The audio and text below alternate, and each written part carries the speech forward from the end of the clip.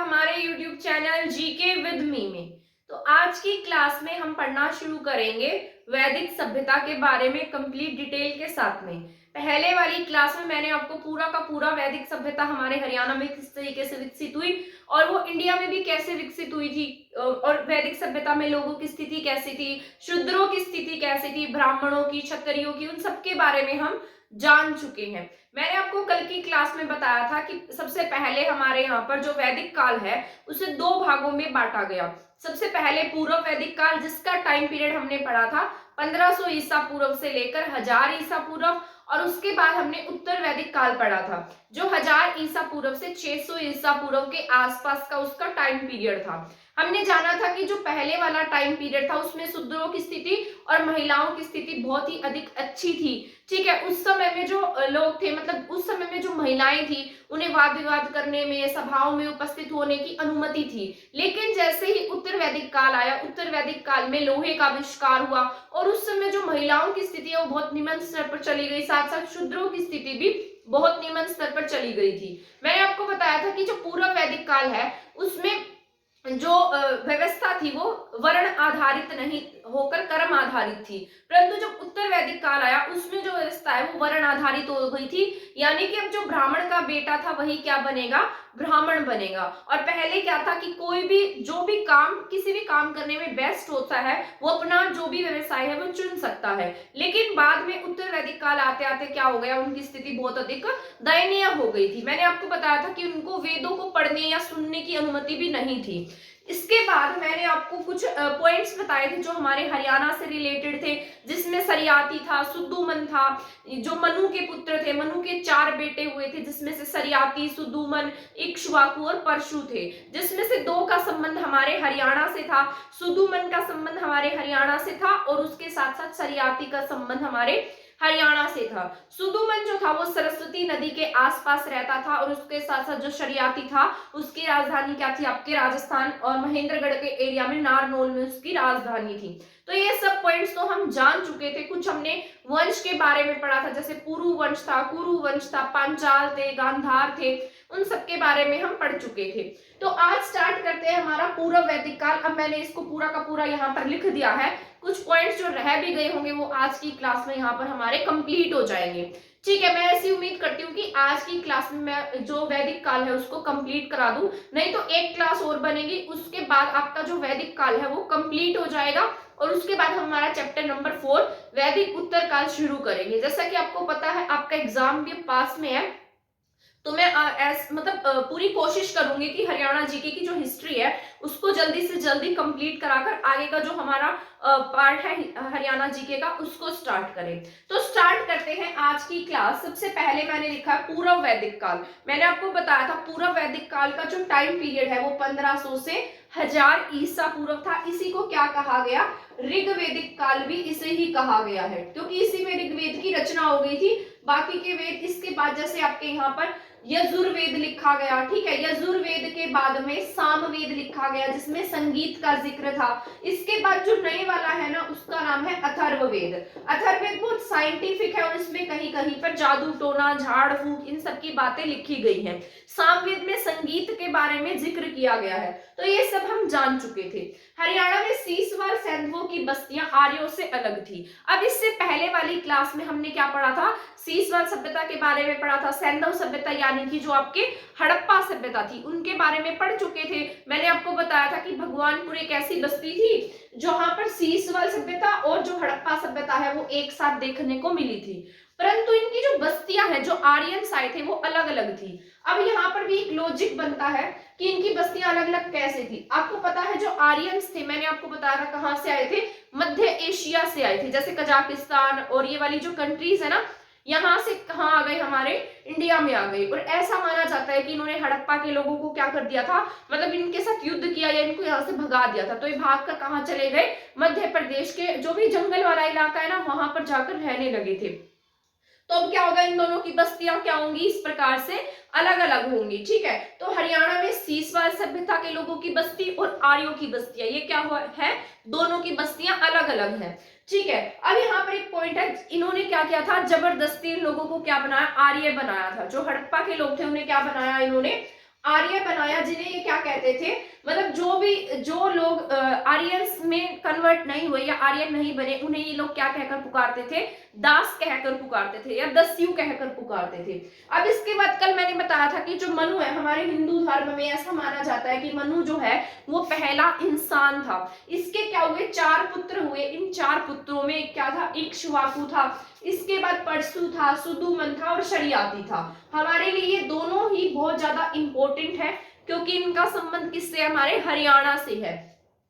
अब मैंने यहाँ लिखा है सुदुमन। सुदुमन का संबंध किससे, आपके सरस्वती नदी से, क्योंकि ये कहां पर रहता था, सरस्वती की नदी के आसपास इसका जो भी बसावट थी, और ये अंबाला कुरुक्षेत्र के एरिया के आसपास रहता था सुदुमन। इसके बाद बात करते हैं, इसी का भाई था शरियाती। शरियाती आपके दक्षिण हरियाणा में रहता था, जिसमें से ये राजस्थान की पट्टी जो महेंद्रगढ़ के साथ में टच होती है, नारनौल इसकी क्या थी, राजधानी थी। कुछ एरिया इसका राजस्थान में था और कुछ एरिया इसका हरियाणा में था, इसलिए इसने अपनी राजधानी किससे बनाया, नारनौल को बनाया। तो इसका संबंध किससे था, हमारे हरियाणा के नारनौल से था।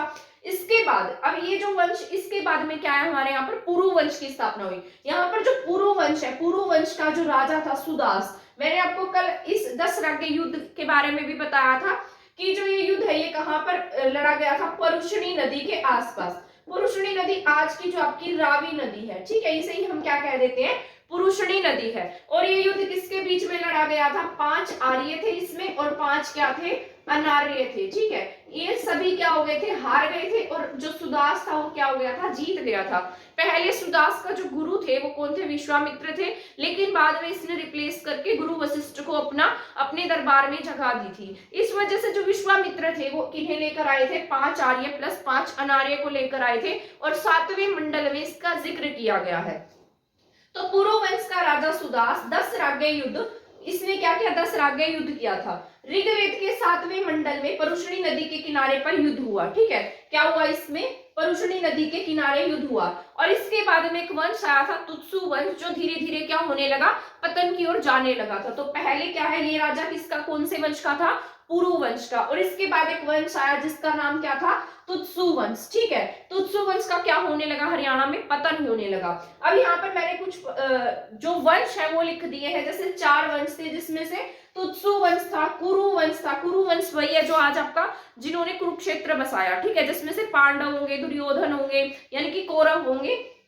इसके बाद है पंचाल। पंचाल आपका यूपी का इलाका था, जैसे हस्तिनापुर और ये सब इलाके किससे मिलते थे, यूपी से मिलते थे। तो कुछ एरिया इनका आपके हरियाणा में था और कुछ एरिया कहां पर था, ये यूपी में था, पंचाल, ठीक है। पंचाल कहाँ के, मेन यूपी के हैं। इसके बाद बात करते हैं गांधार। गांधार आपके अफगानिस्तान का, पाकिस्तान का इलाका है, ठीक है। जो गंधारी थी वो भी कहाँ की थी, गांधार की थी, इसलिए इसका नाम क्या रखा गया, गांधारी। तभी हम इसे क्या बुलाते थे, गांधारी बुलाते थे। इसके बाद पुरु वंश था। पुरु वंश ययाति के पुत्रों के नाम पर रखा गया, इसका नाम क्या रखा गया, पुरु वंश। जैसे सुदास जो थे वो कौन से वंश के थे, पुरु वंश के थे। बाद में पुरु वंश के उत्तराधिकारी, जो पुरु वंश का उत्तराधिकारी पहले कौन था, सुदास था। आपने एक स्टोरी सुनी होगी शकुंतला की और राजा दुष्यंत की। उनका एक बेटा हुआ था जिसका नाम था भरत। तो भरत कौन से वंश का था, ये भी आपके पुरु वंश का ही था। जैसे सुदास पुरु वंश का है तो ये भी कौन से वंश का था, पुरु वंश का था, ठीक है। इसमें दुष्यंत थे तथा बाद में इसका बेटा क्या आया, भरत आया, जिसके नाम पर आपके भारत का नाम भारत रखा गया, ठीक है। पुरु वंश के शासक सुदास के बाद हरियाणा में कुरु वंश का शासन स्थापित हो गया। आपके यहाँ पर क्या थे, सुदास था। सुदास ने क्या किया था, यहाँ पर जो भी युद्ध इसने जो लड़ाई लड़ी थी तो ये यहाँ पर जीत गया था, तो इसका यहाँ पर वर्चस्व स्थापित हो गया। लेकिन कुरु वंश के जाने के बाद यहाँ पर हरियाणा में कुरु वंश का उदय हुआ, ठीक है। कुरु लोग सुदास से पराजित होने के बाद, अब ये जो कुरु लोग थे ना, ये भी इसी में शामिल थे और ये क्या हो गए थे, इससे हार गए थे। इनकी आपस में लड़ाई हुई थी तो किससे हार गए, सुदास से हार गए। और सुदास से हारने के बाद कौन से इलाके में जाकर रहने लगे, हिंद ईरानी क्षेत्र में जाकर ये रहने लगे थे। तो कुरु लोग सुदास से क्या हो गए थे, पराजित हो गए थे और कहाँ रहने लगे, हिंद ईरानी क्षेत्र में, ठीक है। इसके बाद हम जानते हैं कुरु वंश के बारे में। कुरु वंश जो है ना, कुरु वंश के कौरव पांडवों के मध्य, आप इसके बारे में तो आप सभी ही जानते हैं कि जो कुरु वंश है ये पांडव और कौरवों के द्वारा स्थापित था और इसमें इनके बीच में महाभारत का 18 दिन तक क्या चला था, युद्ध चला था, ठीक है। तो यही बात इसमें लिखी गई है। कुरु वंश के कौरव पांडवों के मध्य 18 दिन का क्या चला, युद्ध चला, जिसमें पांडवों की क्या हो गई थी, जीत हो गई थी। तो यही बात है कुरुवंश के बारे में। इसके बाद मैं आगे आपको पूरा डिटेल के साथ में बताऊंगी। जो आदिवासी, मैंने अभी ये पॉइंट आपको बताया था कि जो आदिवासी लोग क्या नहीं बने थे, आर्य नहीं बने थे, उन्हें लोग, ये लोग क्या कहने लगे, दास कहने लगे या दस्यु कहने लगे कि ये क्या है, हमारे दास हैं। पानी, पानी जो है ना, पणी, पणी कह सकते हैं या पानी कह सकते हैं। पणी जो थे ये किसे कहा जाता था, ऋग्वेद में पणी व्यापारियों को कहा गया है, ठीक है। और जो ये पणी है ना, इसका संबंध आपके हरियाणा के पानीपत से बताया गया है, ठीक है। तो पणी व्यापारियों को कहा जाता था जो कहां पर थे, पानीपत के आसपास थे, यानी कि पानीपत में। तो किसके लिए फेमस थे, व्यापार के लिए। आज भी आप देखेंगे कि आपका जो पानीपत है वो इंडस्ट्रीज के लिए, व्यापार के लिए बहुत अधिक फेमस है। इसके बाद बात कर लेते हैं उत्तर वैदिक काल की। अभी तक हम क्या पढ़ रहे थे, पूर्व वैदिक काल पढ़ रहे थे, जिसमें हमने क्या क्या जाना, मनु के बारे में जाना, सरियाती के बारे में, सुदुमन के बारे में, सुदास के बारे में, फिर उसके बाद भरत के बारे में, चार वंश के बारे में जाना, तुत्सु वंश की समाप्ति होने लगी थी, पुरु वंश के बाद आपके हरियाणा में कुरु वंश का उदय हुआ, ठीक है। कुरु वंश के बाद आपके यहाँ पर उत्तर वैदिक काल आया, जिसमें महाभारत का युद्ध लड़ा गया था, ठीक है। 900 ईसा पूर्व के आसपास ये लड़ाई हुई थी, ठीक है। तो राजा कुरु ने कुरु वंश की स्थापना की। मैंने अभी आपको बताया है यहाँ पर क्या था, कुरु वंश। कुरु वंश में कौन थे, पांडव थे और कौरव थे। इसमें राजा कुरु ने कुरु वंश की क्या की थी, स्थापना की थी, और इंद्रप्रस्थ को क्या बनाया, अपनी राजधानी बनाया था। इंद्रप्रस्थ क्या है, आज का जो आपका दिल्ली है ना, इसी का नाम क्या है, इंद्रप्रस्थ है, ठीक है। इसको क्या बनाया, अपनी राजधानी बनाया था। और राजा कुरु ने पांचाल, पांचाल कौन थे, जो यूपी के साथ में, मतलब जो यूपी का एरिया है उसे क्या कहा गया था, पांचाल। बाद में इन्होंने पांचाल की राजकुमारी से विवाह भी किया था। ऐसे ही इन्होंने गंधारों के साथ में लड़ाई की और बाद में गंधारों की राजकुमारी जो गांधारी है उसके साथ में विवाह किया। तो सबसे पहले इन्होंने क्या किया है, पांचालों को हराने के बाद यहाँ सरस्वती नदी पर क्या कर लिया, अपना अधिकार स्थापित कर लिया। क्योंकि ये आसपास के इलाके थे और ये क्या करते, इन इलाकों के लिए लड़ाइयां करते रहते थे, क्योंकि उस समय में बहुत सारे जंगली जंगल थे और जो भी इन्हें टेरिटरी खाली मिलती वहीं पर अपना अधिकार जमाने लग जाते थे। तो इसी प्रकार जो पांचाल है, पंचालों को इन्होंने पंचालों के साथ युद्ध किया और पंचालों को इस लड़ाई में हरा दिया। और हराने के बाद जो सरस्वती नदी का एरिया है वहां पर अपना अधिकार स्थापित कर लिया। और इसी तरीके से ये अपना जो एरिया है वो बढ़ाते गए, ठीक है। और इसी जो एरिया बढ़ाने की जो इनका वो था, मतलब प्रोसीजर था, उसे क्या नाम दिया गया, कुरु जंगल। यानी कि कुरुओं का क्या हो गया, अब ये जंगल हो गया, नाम क्या था इनका, कुरु। और इन्होंने उन जंगलों पर अपना अधिकार स्थापित कर लिया तो क्या नाम पड़ा, कुरु जंगल नाम रखा गया, ठीक है। इसके बाद विद्वानों के अनुसार, अब विद्वान क्या कहते हैं, उनके अनुसार जो आज का कुरुक्षेत्र है वही क्या था, कुरु जंगल था, ठीक है। तो मैंने आपको बताया जो कुरु थे उन्होंने क्या किया, पांचालों को हरा दिया, उसके बाद अपनी टेरिटरी बढ़ाते गए, कुरु जंगल इसको नाम दिया गया। और जो विद्वान है वो ऐसा कहते हैं कि आज का जो कुरुक्षेत्र है वही उस समय में क्या था, कुरु जंगल था, ठीक है। और कुरु ने अपने पराक्रम से एरिया को बढ़ा दिया, जिसने इसका नाम, इसी वजह से इसका नाम क्या रखा गया, कुरुक्षेत्र, यानी कि कुरुओं का क्षेत्र। क्षेत्र क्या होता है, एरिया, क्योंकि अब ये एरिया बढ़ा रहे हैं, टेरिटरी बढ़ा रहे हैं, तो एरिया को क्या कहेंगे, क्षेत्र। और ये किसका क्षेत्र बन गया था, कुरुओं का क्षेत्र बन गया था, ठीक है। तो इसी प्रकार से इनका जो टेरिटरी है वो बढ़ती गई और कुरु जंगल को आगे चलकर इन्होंने क्या नाम दिया, कुरुक्षेत्र नाम दिया। बाद में इन्हीं एरियाज की वजह से इन दोनों भाइयों के बीच में, मतलब दोनों वंश के बीच में, जो कौरव और पांडव है, इनके बीच में क्या होगी, लड़ाइयां होंगी। उसके बारे में हम जानेंगे हमारी नेक्स्ट क्लास में। आई होप ये पॉइंट्स जो मैंने आपको बताए हैं ये आपको समझ में आ गए होंगे। अगर लगता है आपको ये क्लास किसी के लिए हेल्पफुल हो सकती है तो आप उसको शेयर कर दीजिएगा। अगर आपने मेरा चैनल सब्सक्राइब नहीं किया है तो आप इसको सब्सक्राइब कर दीजिएगा। और मिलते हैं नेक्स्ट क्लास में इसी टॉपिक के साथ। मैं मतलब नेक्स्ट क्लास में आपका जो वैदिक पीरियड है उसको कंप्लीट करा दूंगी, उसमें आपका कोई भी पॉइंट नहीं रहेगा। उसके बाद हम पढ़ेंगे वैदिक उत्तर काल के बारे में, जिसमें हम जानेंगे कि इस वैदिक सभ्यता के बारे में बाद हरियाणा में कौन से जो भी, जैसे मैंने आपको बताया था, योद्धियों के बारे में, अग्रों के बारे में, कुषाणों के बारे में, क्योंकि कुरुक्षेत्र की लड़ाई के बाद ये कुरु वगैरह तो चले जाएंगे, बाद में इनके वंशज होंगे जो हरियाणा पर अपना अधिकार स्थापित करेंगे, ठीक है। मैंने जब आपको सिक्कों के बारे में पढ़ा था तब मैंने आप जब चैप्टर 1 पढ़ रहे थे तब मैंने आपको कहा था कि अग्रों, कुषाणों, कुलिंदों और योद्धियों के बारे में हम डिटेल से पढ़ेंगे। तो नेक्स्ट क्लास में आपकी बनाऊंगी जिसमें मैं आपको पूरा कंप्लीट डिटेल के साथ में अगर, कुनिंद, अर्जुन आयन, उन सब के बारे में डिटेल से पढ़ाऊंगी। ठीक है, तो मिलते हैं हमारी नेक्स्ट क्लास में नेक्स्ट टॉपिक के साथ। इतने हमारे चैनल साथ बने रहिए। अगर आपने हमारा चैनल सब्सक्राइब नहीं किया है तो हमारा चैनल सब्सक्राइब कर दीजिए। थैंक यू, धन्यवाद।